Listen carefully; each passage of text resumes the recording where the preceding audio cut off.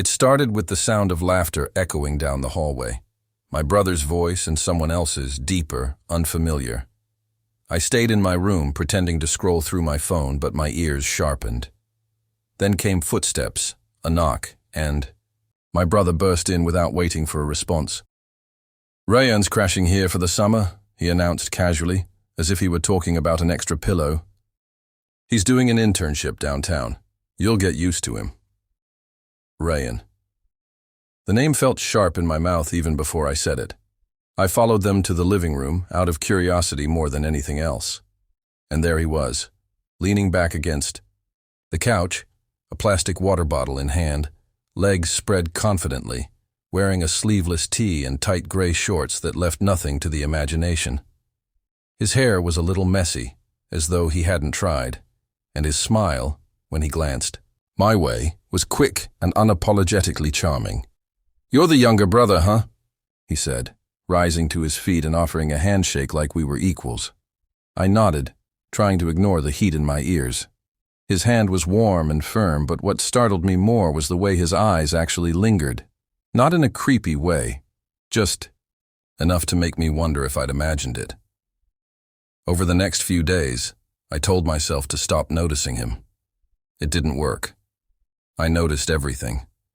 The way his calves tensed when he climbed the stairs. The way he stretched in the kitchen while waiting for the kettle to boil. The way his voice dipped low when he was half awake in the morning. My brother remained blissfully unaware, treating Rayan like a second sibling, inviting him into every part of our routine. But for me, it was anything but normal. I found myself adjusting my schedule to match his, coming down for breakfast earlier, hanging around the living room longer in hopes of him wandering in shirtless, like he sometimes did. I started paying more attention to my appearance just in case he looked at me again the way he had that first day. It was ridiculous. He was older, charming, straight, at least as far as I knew, and he was my brother's best friend.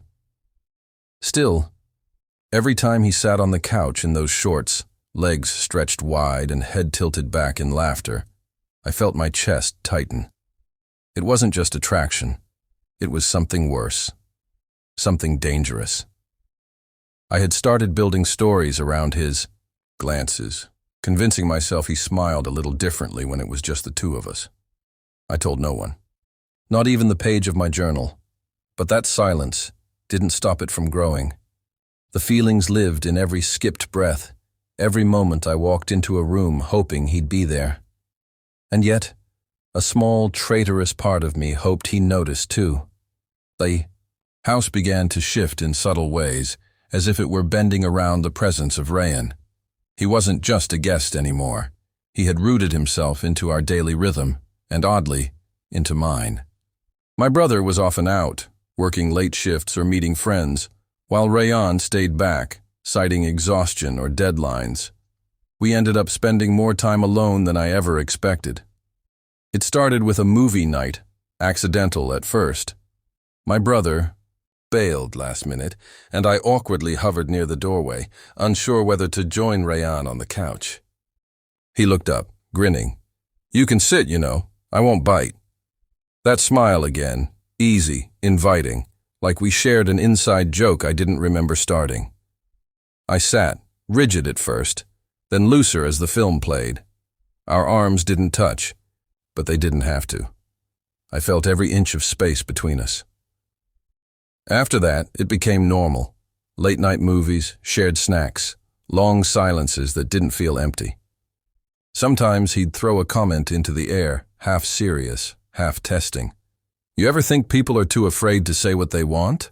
Or, "I think most of us pretend more than we admit." I never knew how to answer, but I tried. I wanted him to see that I was more than the quiet younger brother.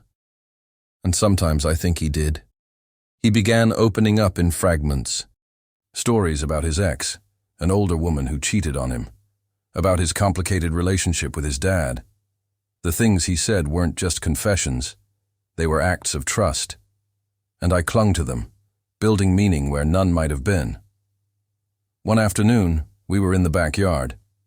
He was shirtless, as usual, wearing those shorts that seemed designed to undo me. I was pretending to read, my eyes barely moving over the page. He lay on the grass, arms folded under his head, sun washing over his skin like it belonged to him.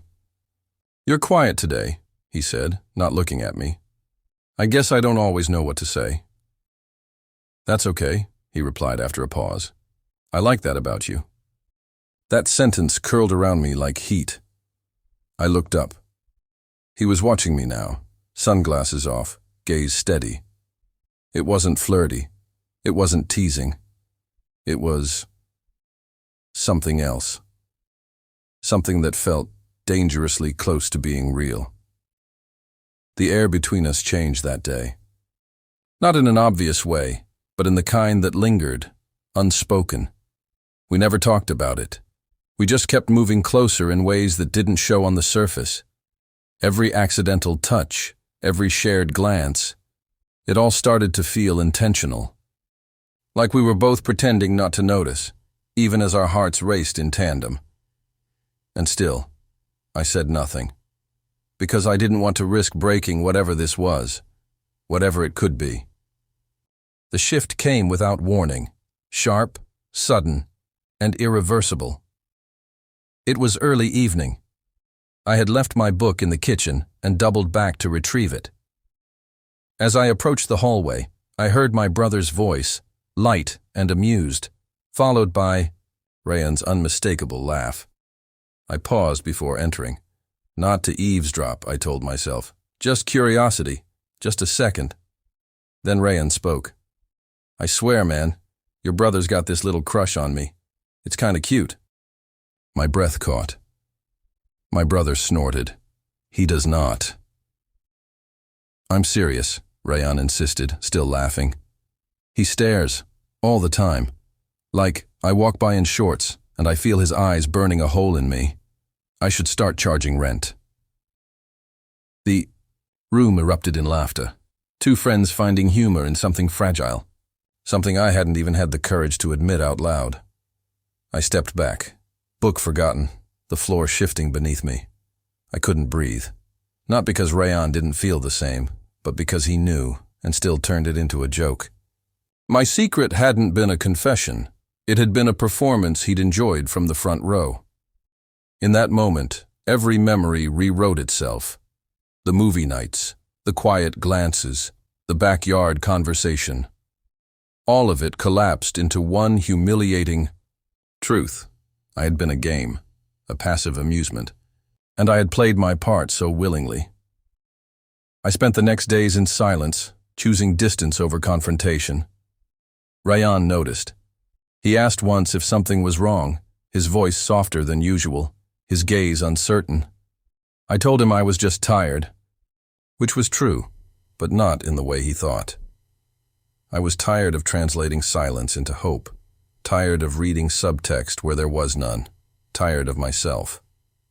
He didn't press. Maybe he sensed the answer but didn't want to hear it spoken. We coexisted like strangers after that. I avoided the couch, the kitchen, the movie nights. I kept my eyes low, my voice quieter, my footsteps lighter. If he called out, I didn't. Always answer. If he smiled, I didn't return it. But the hardest part wasn't the betrayal itself. It was the mourning of something that had never really existed. I hadn't lost a relationship. I'd lost the idea of one. The fantasy I'd built on gestures and glances that were never promises. Still, even as I tried to move past it, I couldn't. Shake the weight in my chest, the sting of being seen and not chosen, of being known and still dismissed. I wanted to believe I'd stop feeling this way. That, eventually, it would dull.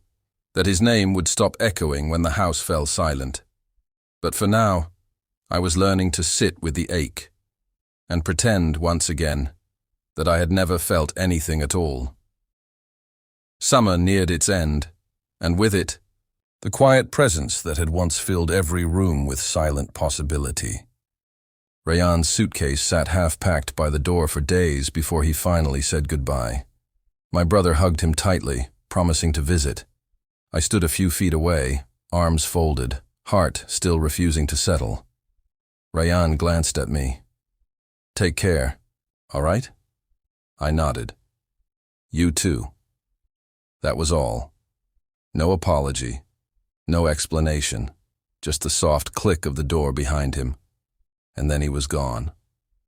The house felt hollow for days. I went through the motions, meals, chores, late nights staring at the ceiling, but I wasn't really in any of it. It wasn't just Rayan I was grieving. It was the version of myself I'd become while he was here. Braver, more open, foolishly hopeful. He had pulled that version out of me without even meaning to, and now I didn't know how to put him back. 1. Evening, my brother found me in the kitchen, nursing a cup of tea I hadn't touched. You okay? He asked, not with suspicion, but something close to concern. I'm fine, I said too quickly. He leaned against the counter. You were close to him, huh? I froze. He didn't sound accusatory, just observant. I guess, I murmured. He didn't push further. Maybe he understood more than he let on. Or maybe he'd heard the same conversation I had and had chosen not to acknowledge it, for my sake. Weeks passed. Life pressed forward, as it always does. The ache lessened, though it didn't disappear. I learned to walk through it. I learned to stop waiting for a text that would never come. I even began to laugh again, real laughter, unweighted by the echo of what had been. But sometimes, late at night, I'd remember. Not the way he looked in those tight shorts, or the way his voice wrapped around my name. I remembered the hope. Wild, reckless, sincere, the kind that bloomed without permission. It was painful, yes, but it was also mine. No one could take that from me, not even him. And maybe that's what love sometimes looks like. Not the kind that's returned, but the kind that teaches, that strips you bare, then slowly stitches you back together with better thread. I never saw Rayan again. Not in person. But he lived for a while in my dreams, not as the boy who broke my heart, but as the boy who woke it up. And one day, I looked in the mirror and saw someone stronger, someone softer, someone who had loved, lost, and lived through it. That, in the end, was enough.